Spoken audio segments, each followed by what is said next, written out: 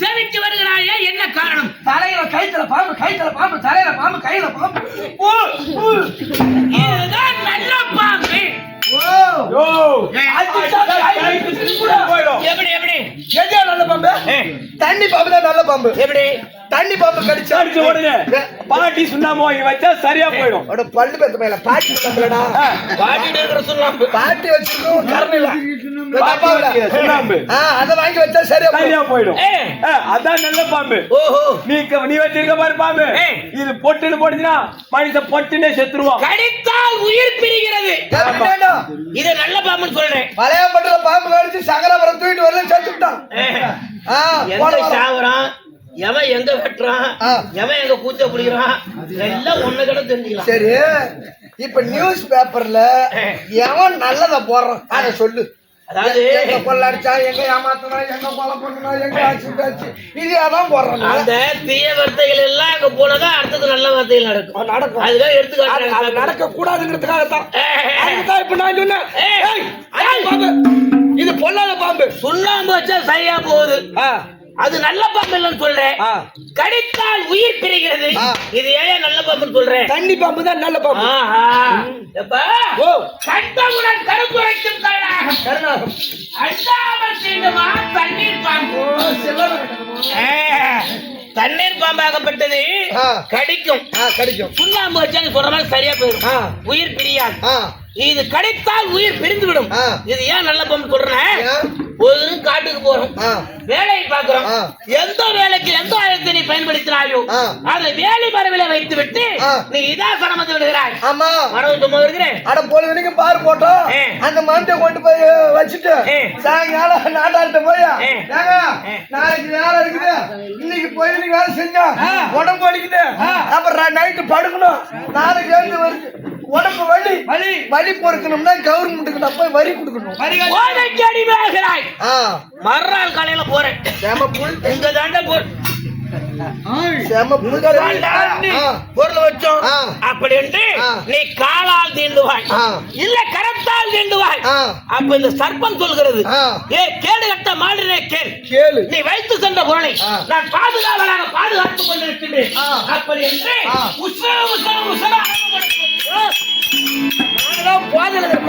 பாம்பு தான் உசுங்குதுன்னு பின்னாடி உசுங்குதுன்னு எப்படி தெரியும்? அந்த அரவ கொடுப்பதை கேட்காமல் நீ காலால் தீண்டுவே இல்ல கையால் தீண்டுவே. எப்படின்னா விதித்தால் கடிக்கும். விதிப்பயனாகப்பட்டது முருகன் பாம்பு கடித்தா சாகணும் அப்படி இப்படி எனக்கு சாபம் விடுறேன். அப்படி விதி இருக்குமே யாகி நீ பொட்டில போட்டு பூட்டு வை, கண்டிப்பா பாம்பு கடித்தா சாகுவேன். ஆனால் நீ மிதித்தால் கடிக்கும். ஒண்ணு விதி இருக்கணும், இல்ல நீ மிதிக்கணும். ஆக காலோ கரமோ சர்ப்பத்தின் மீது படாத வண்ணம் அது கண்டிப்பா அது ஒண்ணு தொடாது, அதனால உனக்கு ஆபத்து இல்லை. அதனால நல்ல பாம்பு நல்ல பாம்பு ஆபரண சுந்தரக்கர்ணே, இந்த ரூபத்தை என்னை ஆளை உற்று வச்சு பார்த்தாயா?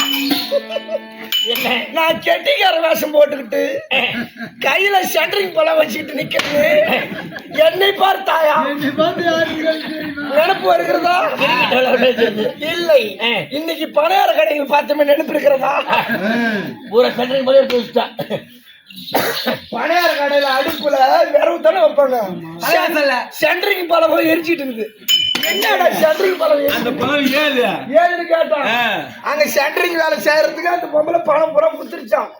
அவன் என்ன பண்ணிக்கிறான், பழவை அடிச்சுட்டு வேலைக்கு செய்யல வேற இடத்துல காட்டுக்கு வாங்கிட்டு ஓடிவிட்டான். அது பணியாரம் சொல்றதுக்கு வேற இல்லைன்னு அவன் எப்படி வேலை முடியாத போன அவன் பழவையை கழுத்துறதுக்கு வரத்துக்குள்ள நம்ம பணியாரம் சுடுறதுக்கு வச்சிருக்கோம். ஒரு பழவை நல்லா 1.5 அடி பழவா நான் அங்கதான் இருந்தேன்.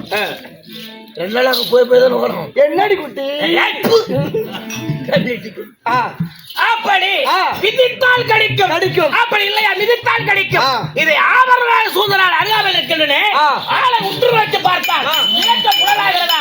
என்ன ஊர்ல தெரியலப்பா, யானை முதல் எருமைகளை ஜீவராஜிகளை படியிழந்தவர்களுடைய பரமசிவனை கண்ணால் பார்த்திருக்கிறாயா?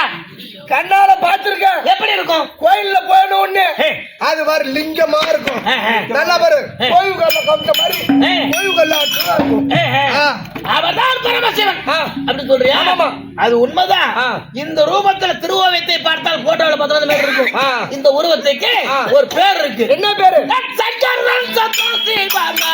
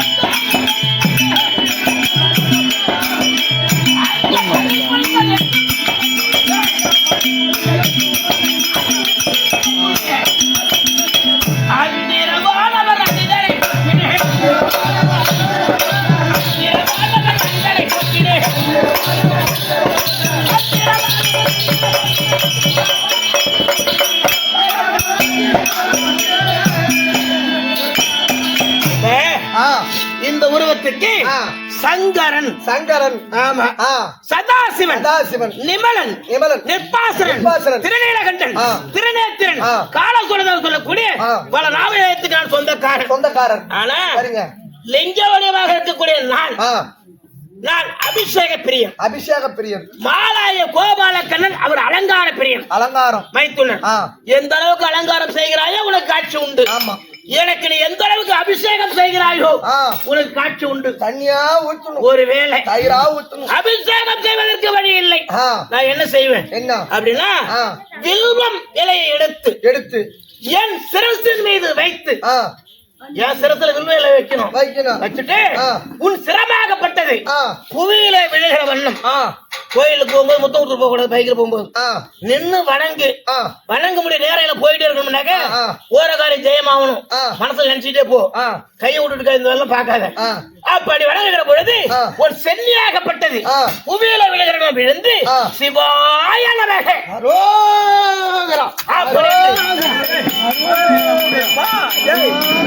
ஏனப்பா பக்தா, என்ன வேண்டும் கேளு. கும்பிட்டு கேளியா? வரம் கிடைக்கும். உடம்புக்கு எந்த பின்னமும் இல்லாத சொல்லுங்க மந்திரம் சொல்லியா? என்ன வேணாமா? நடச்சது நடக்கணும். சின்ன மோளுக்கு கல்யாணம் நடக்கணும், அவ்வளவுதானே? தை மாசத்துக்கு மேல ஆரம்பிக்கும். நான் இருக்கேன், நீ போ. மாப்பிள்ளை பார்த்து வரதுக்கு கம்யூனிட்டி அப்படியேதான் இருக்கட்டும்.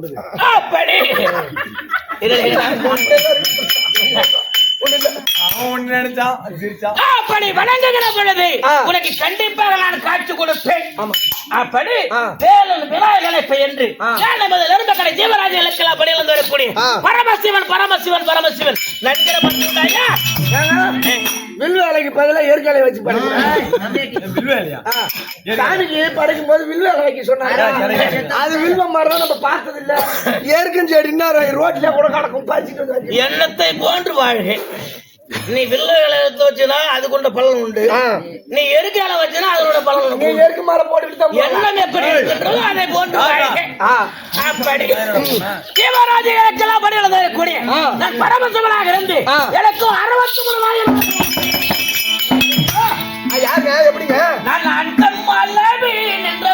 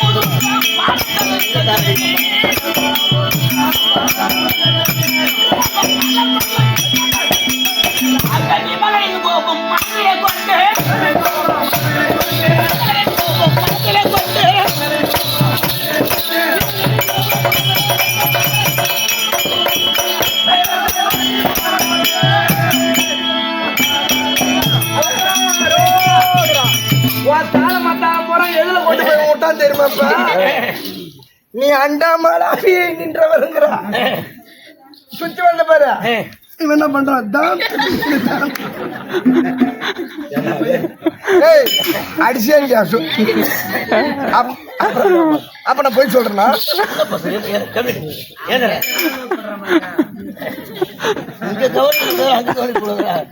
அவன்தான் இங்க எனக்கு 63 நாயன்மார்களோ உண்டு. அதுல சின்னதா சுருக்கமா ஒண்ணு சொல்றேன். என்னங்க கேக்குறியா? கன்னியாகுமரி பட்டணம் நாடு. அந்த நாட்டை இயற்பகை மன்னன் ஆண்டு வருகின்றார். ஏன் இயற்பகைன்னா இயற்கைக்கு மாறாக எவனை எதை செய்தாலும் அப்பவே பகை கொள்வான். அதனால இயற்பகை மன்னன் பேர். மனைவி குணவதியை மணந்தான். தானக்குடியை கட்டினார். அன்னதானம் ஒன்று தவிர எல்லா தானமும் தானே அப்படி என்று பறைசாற்றினான். எல்லாம் போய் தானம் வாங்குகிறார்கள். இதை பார்த்தான் நாரதன். நேரா ஏங்க வந்தான். நீ என்னைய படியலகிற நான் நேராக சோதிக்கின்றேன் அப்படி என்று சங்கமரி சிவகம் எடுத்து அவன் மலைக்கு நான் செல்கிறேன். ஐயா நிருபத்தை கண்டு அன்னதானம் ஒன்றை தவிர எல்லா தானமும் தர நிருபம் இருக்கேன் போட்டிருக்கேன். கேட்கக்கூடிய பொருளை கண்டிப்பா தருவியா? தரங்க. சத்தியம் சத்தியத்தை பெற்றேன். சத்தியத்தை கொடுத்தான். நான் எதுக்கு போயிருக்கானே? எதுக்கு? சோதிக்க. சும்மா உள்ளாம கேட்கலாமா? கேளு என்றான். உன் மனைவி குணவதியை என்னோடு அனுப்பி வை அப்படி என்று அவன் பார்த்தான். ஐயோ நாடாது குணவதி அனுப்ப சொல்றேன். மனைவி குணவதி அளித்தான். அவர் அழுது மாடுகிறார். ஆறுதலை சொல்லி என் கரத்தில கொடுத்து ஒப்புவித்தார். எம்மா கடவுளோடு இருக்கிறாயா? இல்ல என் கூட வரியா? கடவுள் பேச்ச நான் மீற மாட்டேன். கண்டிப்பா உன் கூட வரேன். கையில கரம் பிடித்து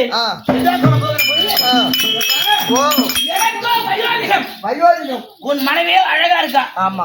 எவனாவது வழியில மறிச்சு என்ன ஏதாவது பண்ணிட்டு உன் முன்னாடி எதிர் போட்டா நான் என்ன பண்றது? கஷ்டம் அப்படின்னு சொன்னேன். அவன் என்ன சொன்னான்? இடுக்கம் ஏற்படுகிற பொழுது இயற்பகை மன்னா அப்படின்னு மனசுல நினைச்சா போதும் நாங்க வந்துருவோம் அப்படின்னா இதாசன வைத்து வேகமாக போகிறேன். அவன் தாய் விட்டு வேக போகிற பொழுது அவன் சமயம் இருக்கக்கூடிய வீரசன் ஓடி வருகிறான். குழா குறிப்பை அருந்து யாராவே என் அக்காவை கூட்டு போறேன் அப்படி என்று என்னோட வாது புரிகிறான். அப்ப என்ன சொன்னேன்? இயற்பகை மன்னா அப்படின்னு இயற்பகை மன்னன் வந்தான். உன் மனைவியை கேட்டேன். மனைவி கொடுத்தான்.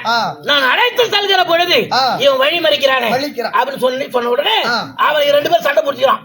எப்படின்னா ஏய்யா உனக்கு நான் பெண் கொடுத்தேன். அந்த பெண்ணை மாற்றானுக்கு தாசனுக்கு யாசம் கொடுக்கிறேன். எந்த நியாயம்? அப்ப ஏற்பகை சொல்கிறான்.